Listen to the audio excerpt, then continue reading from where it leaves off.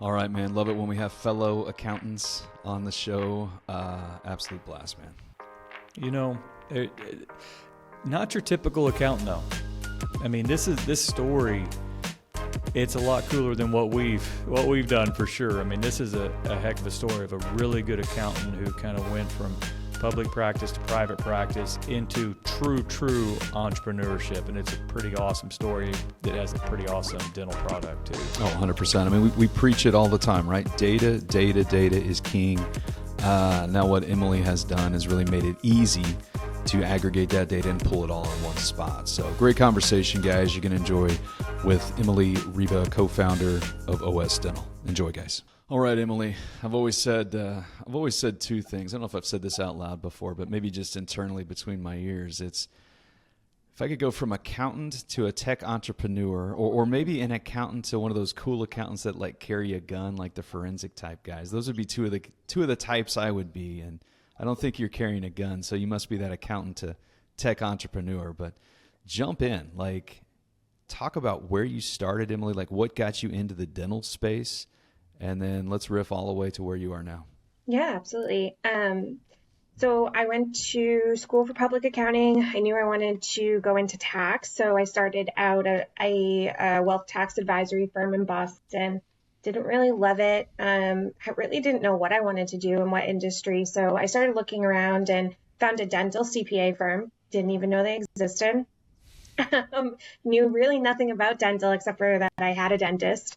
And so I figured, why not? We'll go try it out. Tax is tax. And I really kind of just never looked back. I worked at Rosen Dental CPA for about 7 or 8 years. And I started working with single office doctors. And then the DSO space really just picked up. Group practice picked up. And I started the group practice and DSO division there and ran that for 3 years, worked with a ton of different DSOs, and then during COVID wanted a change. And so I actually went and worked internally for Select Dental Management as their VP of Accounting and Finance. And I met my business partner there. Daniel was the CFO at the time, and when I started at Select, we had 3 locations, and I was there for 3 years, but we went from 3 locations to 42 in about 18 months. Wow. So we had a ton of growth, but we didn't really understand how that technology, all the disparate technology sources were going to impact our integrations and our growth after we solidified kind of our 42 offices, 9 different states, mainly GP, but we had some peppered specialty in there, and it just started creating all of these operational challenges.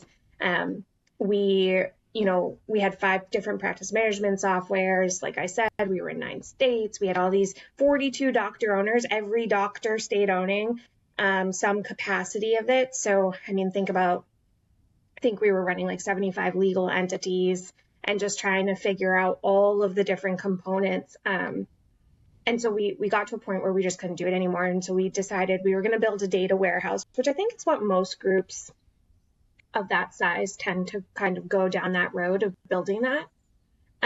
So we spent $1 million with a third-party company, literally, building this data warehouse, and it was great. And we used it, but my business partner, Daniel, who happened at the time to be the CFO. Real quick, I'm going to jump in there, yeah. Emily, and maybe everybody hears this knows. What are you talking about, a data warehouse? Yeah, it's a good question. So essentially what it is, and I didn't know what it was when we did it. And so the way I kind of think about it is like a hub of your data. And so when I explain it to people, I think about it, because I'm not technical at all, I think about it as like a storage warehouse, and you have all these shelves and all of these boxes, and all these boxes have different pieces of data, but it's all in one warehouse, right? And you can pull from different boxes when you need them. And then you generate things like reports, and you use Power BI, and you do all those things on top of it. But it essentially gives you this central storage of all of your data from your practice management softwares, your accounting platforms, your HR platforms, really kind of anything you can tap into. You put it in a box on a shelf, and then when you need it, you pull that box off the shelf and you put it where you need it to go. I'm sure the more technical people probably would not like that. How you answer, explain but- that to me makes perfect sense. The Yes. technical person would go over my head. in a way that I understood as well. So we built a data warehouse, and Daniel was really kind of a godsend with that project. He has a computer science background and degree, and so he was able to help us on the Power BI side really generate all those reports that we needed. And so we decided we were going to leave. We actually started a dental financial consulting firm called ProDent Financial Partners. And we were going to just go do financial consulting for people. But at that point, we really kind of understood all the tech challenges. Didn't really think much of it. We just thought, we grew really fast and this was a unique issue. And so we started this financial consulting firm, and we got some clients, and very quickly, within about 45 days, we realized that everyone was having the same problems we had. We were working with groups from 10 to 75 locations, and it was just a repetitive theme of, well, we don't know. Well, we can't get that number because we're not sure. Well, we don't get those practice management reports from our offices, so we don't know what our AR is. Or, just a myriad of problems that really all boiled down to the same issue, is that they had data, but they just didn't know what to do with it. And they couldn't aggregate it fast enough to be able to act on it. So I called Daniel. I said, hey, I think we made a huge mistake. I think we should have started a software company. And he said that I was crazy and that we don't know anything about starting a software company, which is very true. But we decided to do it anyways. And so he coded our entire platform. And we really was just working on the premise that OS Dental should be able to solve this issue of that $1 million data warehouse, where I don't regret that choice. I think it was a really good one. But how many groups have $1 million to just throw at that problem? Yeah. And then you have that $1 million problem that you've solved, but you actually need someone to understand how to operate, maintain it, and generate reports from that. And what we were seeing was the groups that had the data warehouses set the foundation, but then the tech people don't understand dental, and the dental people don't understand tech. And so you might as well be speaking, English and Chinese, because nothing can come of it. And so that really was just our fundamental purpose for it, was we have to figure out a way to break the barrier down for people to have data so that they can propel their business forward. I mean, as an industry, we're about a decade behind in the tech space from medical and other laterals. And we just felt like there had to be a cheaper, easier way to help these, groups from anywhere from 1 to 100 locations be able to better afford to access their own data that they already have, that they're entitled to. So that's kind of where we are. We'll spend most of our time on that awesome tech and kind of how owners can use it. But I want to go back to when you jumped off at this emerging group that turned into a full-fledged DSO. From your seat, the finance seat, what were some of those biggest challenges? Because we see people who are at that 3 or 4 location, and they say they want to go to 8 to 10 maybe, but walk us through some of the challenges from the finance side that you saw in that growth that you guys had. Yeah, I think from the finance side, it's all about visibility, right? So I, think about working with 42 or even 5. I mean, at one point we had 5. Think about working with 5 different office managers or 5 different dentists that have been doing the same thing for 30 plus years. And they're just used to, money comes in and money goes out, right? I have the money, I'm going to pay the bill. It came to my desk today, I'm going to pay it. And, there's something to be said for cash accounting. There's something to be said, I think, for accrual as well. And when you get to that size and you start to think about growing probably past, 10, 15 locations, there needs to be cash management, and there needs to be AR where you collect, because all of the sudden a bad month is, pretty detrimental. And so we were really running into getting people to understand that shift, but then also having really good visibility, like, for example, on doctors' compensation. So now we're calculating doctors' compensation for 100 doctors, and we need reports. We need to be able to get from their practice management software their production report or their collection report. And we could have, at any given time, 80 different contracts. This guy's paid 35%, this one's paid 42%, production versus collections and guarantees. And just, I think that was one of the hardest things we had, was maintaining that comp structure. And because we physically couldn't pull the information ourselves, we were reliant on the practices complying to the new standards that we had. And that made it very challenging, is you're relying on 42 different people to all do the same thing on the exact same day. And hopefully no one's sick. And we just didn't have the ability to do it on our own. And so we, that was one of the big reasons why we decided to do that, because then we were self-sufficient. So if you were to paint that as like the before picture, right?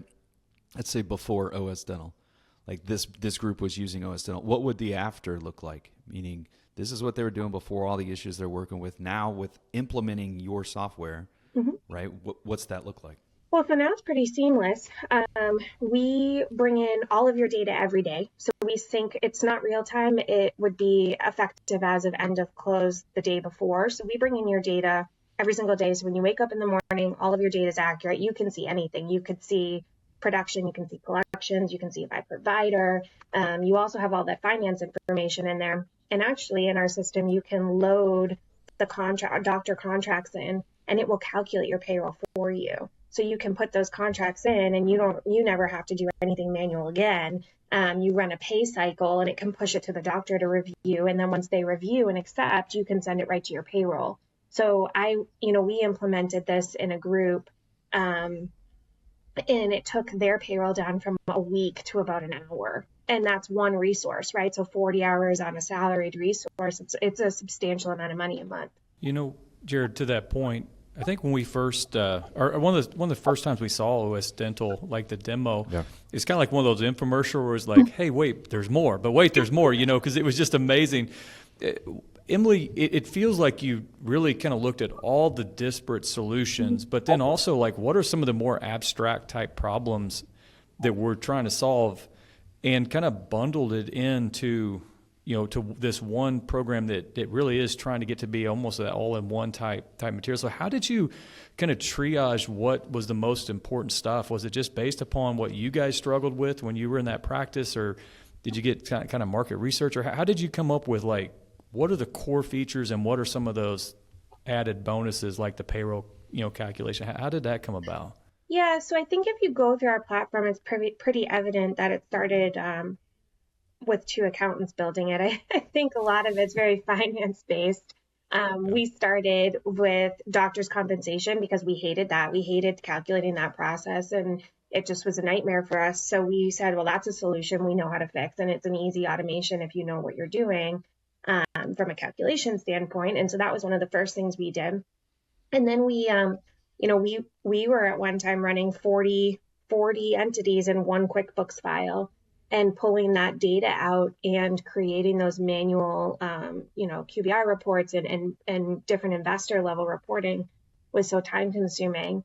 The amount of 3 a.m. nights that we had, Daniel and I, doing that for Select, it just wasn't, we didn't find that to be necessary either. And so for the people that aren't ready to leave QuickBooks, but maybe aren't on a Sage or NetSuite, we said, well, why can't we create some sort of Excel-based investment level reporting that their data can be ingested into and then spit out into that? And so we did that. Those were kind of our two first things. Like, first thing, let's get clinical and finance together because they're an easy fit and that makes a lot of sense. Let's do a lot of cross-analyzation on that and figure out how we can make sure that we're really getting the benefit of both of those things. And then what are some easy wins on the finance side that we can automate, which was doctors' comp and the financial reporting. And so that's kind of where we started. And then everything just spiraled out of control after that. We started taking on in a good way, right? Yeah, in a really good way. We started taking on customers, and they're like, hey, have you ever thought about treatment acceptance? Because no one does that right. And this is how we do it. And we talked to another group, and they're like, I need to incentivize my hygienists with adjunct services. What do you think about creating an incentive plan with goals and workflows? And someone else, I can't aggregate insurance by parent payer. You think you guys could do that? And so we just started taking on these requests as they came, and it kind of just started evolving. And now we're at the point where we like the customization because we're learning something different, and we're developing things that I think most companies probably wouldn't attack because the dev and the work and the knowledge that it takes to get that is so overwhelming, that they kind of just stay with that out of the box reporting. And we're really trying to veer away from that and seeing what we can do with all the data that we have. Yeah, I think I've heard you say this several times. Like, well, as long as we can have access to the data is everything, right? As long as we can get access to that data, we can do what we want with it, which is just awesome. So if somebody's listening right now and they're like, well, what do you mean my clinical data and financial data? I mean, talk about like the PMS softwares that it syncs up with, like the financial side, like logistically, how's that work? Yeah, so we do everything through API connection. On the finance side, we pretty much cover all the big guys. So we work with QuickBooks Online, QuickBooks Desktop, which is going away. So we don't really try to do that anymore. But QuickBooks Online, Xero, NetSuite, Sage, Microsoft Dynamic, I mean, really any accounting software out there. And then for practice management softwares, we have native integrations with all of the big guys. So Open Dental, EagleSoft, CareStack, Curve, Denticon, Cloud9, Dolphin, Dentrix Ascend. I'm sure I'm missing some. But really kind of all the big ones, we have native integrations. And so, if you think about, a lot of people ask me all the time, like, well, what does my finances have to do with my clinical data? And why would you want both of those in the same place? The example I always use is, well, if I were looking at another analytics platform like a Dental Intel or Practice by Numbers, I would be able to see my provider production is $1 million. This provider produced $1 million last year. And if someone told me I made $1 million, I'd be thrilled. But if someone told me it cost me $2 million to make that million, when you take into consideration supplies and rent and labs and guarantees they didn't hit and all of these other things, all of a sudden that $1 million isn't that great anymore, right? And so those are the things we try to do. Instead of just take it at a surface level, can we really dive deeper? Can we understand, what did you generate? What did it cost you to generate that? How can you do better? What are the things you can change to be more effective? And I think that's exactly what we see. What we've seen historically is that, to do our jobs, and especially when we're working with bigger groups and we're kind of pulling in the operators. I mean, you use the word disparate, and you're 100% right. You're just pulling information from disparate. You're aggregating it down in a very inefficient way. And, I think there's just probably gaps that are in that reporting process, that having that, that integration in there and all that all in one product, that kind of solves. My question would be, a lot of these are big companies, and presumably they kind of have some moats, and like some people like Intuit are not really easy to play with sometimes. How was it getting those integrations? Was it easy to kind of pull together all those and pull it into this one software, or did you guys have a lot of struggles to get those big boys to play along? So I'd say for the most part, it was like the clinical side, our requests were well received. I think a lot of the practice management softwares do a great job letting people access what they have for the most part, but it's really time consuming. A lot of people in our industry, especially now that AI is out and there's all these different things that I swear are coming up every day, they're tapping into these systems the wrong way. That's not, compliant with HIPAA or PHI or all these things. And so one of the things we really wanted to do was make sure that we go through it the right way. It took us about 2 years to cover all of the integrations we have, but we do have over 125 different integrations over different departments. We're still building them. We're getting into imaging and phones and all sorts of different things. And so it's kind of an ever evolving process that we're probably never going to stop building, to the extent that we have people interested in integrating with us. But I would say just doing it the right way is just very, very time consuming, and you have to make sure you're on their slate for whatever quarter they can fit you in. And so I guess waiting was the hardest part. Jump back. So like OS Dental's a badass software. That's all there is to say, right? Like go back to the entrepreneurial side of it. Yeah. Like conservative, or accountants are, I don't know, conservative by nature, I would say. Risk averse, maybe? Yeah, risk averse. I mean, some capacity. Not starting tech companies. Walk us through like what's going inside your head about like, yeah, let's start, because it was you reaching out, you said, to your co-founder, being like, let's do this. And he was like, you're crazy. Like, what's going through your head? How did you get the guts, I guess I'll say, to jump off and do this? Well, I think I think I have a lot of great support. I mean, my husband, my home support's amazing, and he was like, "You should just do it. There's never going to be a Yeah. good time. Just go for it." But I think also, Daniel, my partner, is truthfully this probably the smartest person I've ever met in my entire life. And he just is so good at problem solving. He's just brilliant finance and computer science. And I really just had all the confidence in him. And I knew that if I could get him on board, I'd say he's more risk averse than I am. Um, and I That's knew, why you said you're crazy at yeah, first. exactly. And I think he still says it. But I knew if I could just get him on board, it would be successful. And so we really just kind of, you know, thought about it and thought about it and thought about it. And I said, let's just do it. What's the worst that happens? We go back to accounting. We know we can do that. We know we can consult. And so we just decided we were going to go for it and try it. We built a really good team, and we really focused on culture and what we were trying to do and make sure that they understood. And it, it worked. I mean, I'm sure it had the potential not to, and it could still, but I mean, we're making a lot of great momentum, and we're covering a lot of area in the space, and so far it's been really good. So I would say it's pretty much all my confidence in him was what I knew it was going to be fine. Well, and we can see that it's catching on in the community. We're seeing you're growing fast. You're, in the tech world, it's scaling. I'd just be curious, because you've scaled a dental portfolio and you're now scaling a tech company, software. Kind of compare and contrast those. Like, are they similar? Is scaling a business, or is it just very different scaling a dental portfolio versus a software company? I think there's some things that are similar. I don't, not to toot my own horn, but I think I'm a pretty decent accountant. So I found that to be hard work, but I knew what I was doing.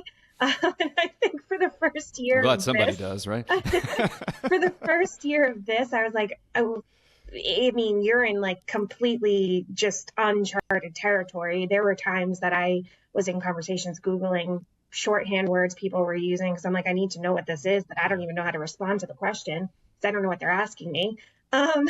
So we've slowly figured that along the way. I think managing a team is similar, right? We really pride ourselves on our team and how we have a great culture, and I think that's extremely important in any business that you run. But software is its own beast. I mean, I've become significantly more patient. Anything in tech takes 5 times longer than anyone tells you it's going to take. So, that's definitely different. And I think the customer base is different. When you're growing a dental office, unless you're the dentist, you don't work with the patients. I didn't speak to a patient in 3 years. And so you're working with the dental groups, and those are your customers, and you want to make sure that they're happy and you treat them well. But for better or for worse, they're tied to you. They have equity. They're not going anywhere if you mess up. But in our company in software, we mess up on a customer and they could just churn on us. And so that's very different. I think the level of customer service and how you navigate those situations, that it's been challenging, but good. Big question. What's been the hardest part about growing OS Dental, getting it to where it is today? Like, what's been the hardest part of doing that? I think getting our name out there and having people believe that what we say we're doing, we are doing. I think tech in general has a bad stigma on it right now in dental, especially in analytics, because for a long time people told people that they were doing something that they weren't. So, we've as an industry have historically struggled with being able to tie data across sources. Whether it be practice management software to analytics or finance to PMS. And so getting people to buy into the fact that you're providing them with accurate data, and then giving them the education on how to read it, right? Because no one understands that. This isn't a business industry. I know that's probably something taboo to say, but realistically, it's a people industry. The whole industry has been historically based on supporting dentistry and patients. And so having that business mindset isn't what has historically existed, except for in the last probably decade, but there's still a ton of education to go around. And so I think convincing people that we were doing what we said we were doing was probably our first really challenging hurdle. And now we're really focused on how do we educate people. They've never had this data accessible for them in this way, but now they have it. And how do we educate them on how to operate and think like a business while making their patients healthier at the same time? So I think those are the two things that we've struggled with the most. And when you kind of mention that shifting of who your customer is, you're exactly right. I am curious, do you have I hate to use the buzzword avatar, but like who's a perfect candidate for this? And is that something you've had from the start, or is it kind of evolved as you've gone? We work with any size group. So we work with, single office dental practices all the way up to 100 plus locations. There's a fit for everyone, but I find that the adoption of our platform is typically most adopted through people with 5 or more locations. Anyone with 5 or more locations, really, they're struggling the most, right? Because if you think about a single office group, their struggles are different. It's not necessarily aggregating data. It's probably frustrating to log into 3 systems, but it's not the end of the world. When you start getting 5, that's 15 systems at minimum. And then all of a sudden you're moving, 10 plus, and you're looking at 50, 30, however many systems. That's when aggregation's hard. I think at your single location, you struggle with reading the data and knowing how to act on it and what to do with it. And so there's a fit for both, but I find that the struggle or the pain points they go deeper for the groups with more locations, and then that in turn has them adopt the platform a little bit more. Yeah, that makes perfect sense. Go back to that conversation with your co-founder where you were like, we should start a tech company. How long ago was that? Do you remember? It was about 2 years ago, 27 months. Wow. Yeah. Look what you've created in 27 months. I mean, yeah. What's been the most rewarding part of it? And I asked both sides of the question. What's the hardest part, but like the most rewarding? I mean, you're probably like wired like us. You never stop and realize what you've created, but like, what's the rewarding part of it? I know I keep going back to our team, but I'd say our team, so our corporate office is in Ecuador. My business partner is from Ecuador. So he is back there, living there right now with his wife, and his mom moved back there and his brother moved back there. And so they're really enjoying that. But we have about 35 employees in Ecuador. And then we have a satellite office in India with another, call it 20. And then we have U.S. employees. So we're operating in 3 time zones and 3 languages and 3 countries. But our team is just great. And being able to see things like we just had in our Ecuador, we just had a company holiday and they all played soccer and they had like a field day. And in India, they just did a retreat. And it's just really nice to be able to see, how many people believe in what we're doing. And our customers too, they're really buying into it. The ones that we have on our platform, they speak very highly of it. And they're telling us all the time how helpful it is. And that's really great to hear too, because it means what we thought could be successful and was needed is true. And it's nice to see it come to fruition. 2 years. That's what you created in 2 years. Yeah, that's unbelievable. Well, to build that kind of global team, I'm curious, how did you keep an emphasis on culture and making sure that across different diverse cultures, you're able to keep a corporate culture that, was what you wanted and what you wanted OS to stand for? Yeah, we have really great leaders in each country that I think we really resonate with and that believe in what we're doing, and they transition that down to their respective staffs. But, Daniel and I try to be as involved as we can with all of our employees to some extent. And I think people overlook the simple things. Like we never stop saying thank you. Like we just did a big UI design and I've said it to my team a million times, like we couldn't do it without you. We appreciate your hard work. It's so, this is so important and you guys did this. Or we're launching our first budgeting software in June. Ooh, and it's a huge budgeting. Did you hear that, Bill? Oh man, my music to my ears, right? Yeah, and it's a huge undertaking, and the things they did are so cool. And we sat on a call the other day, and it was 2 people I've never met before. They're in India, and one is our designer, and one was our product manager. And they showed it to me for the first time. I'm like, you guys should be so proud of yourself. Like, this is amazing. You don't know anything about dental or budgeting, and look what you did. So I think it might sound silly, but something as simple as that, like we just go out of our way to make sure they know how appreciated they are, because we certainly couldn't do this as two people. Um, yeah, I think that just goes a long way, and we really try hard to make sure they understand that. That's awesome.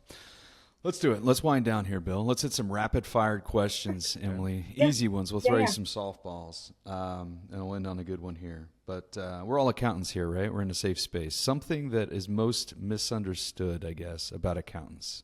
Oh God, that's not a tough one. I don't know. Probably, maybe we're boring. That we're cool, right? Yeah, we're very cool. We're very cool. That's what I'm saying. We're not boring.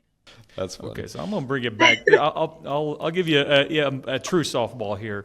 What do you think is one metric that every practice owner should look at, regardless of size, location, so on and so forth? Reappointment rate, patient churn, new patient per month. Really, it's all about the patients, how many you're getting in, how many are going out, when do they book their appointments. I think that's like vastly overlooked, and we really focus on patient analytics. That's right. Love it. There.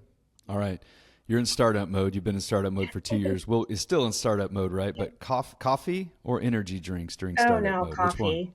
All Coffee all Starbucks, day? all the too much, too many. Yeah. All right. Last one. We'll let you go. What are you most excited about right now? In the dental industry, OS Dental, you name it. Personal life, you name it. What are you most excited about right now? I am most excited about our new budgeting software that's coming out. We spent a lot of time building it, and it's really pretty awesome. It's also able to be used for forecasting for acquisitions and M&A and modeling and all sorts of other really cool things. And I think it's going to make a big impact on the industry because it doesn't exist so far. Yeah, that's awesome. So if you guys haven't heard of OS Dental before, go check it out. I mean, just a badass software. You said this before, Emily, but like if somebody's saying like, why does my practice management system data need to live with the financial data? I would say it has to. Mm-hmm. You have to have these because that's where all the magic happens when putting those both things together, because they affect each other directly. But go to OS Dental, check it out. We'll put all the information there in the show notes. Emily, why don't you just tell people how they can reach out to you? Yeah, you can go to our website. It's osdental.io, and you can book a demo through there. All of our contact information's on there. And then I'm on LinkedIn. My name's Emily Ryba, and you can find me there and message me, and we'll get back to you. Love it. Emily, really appreciate it. Yeah, thanks so much, guys.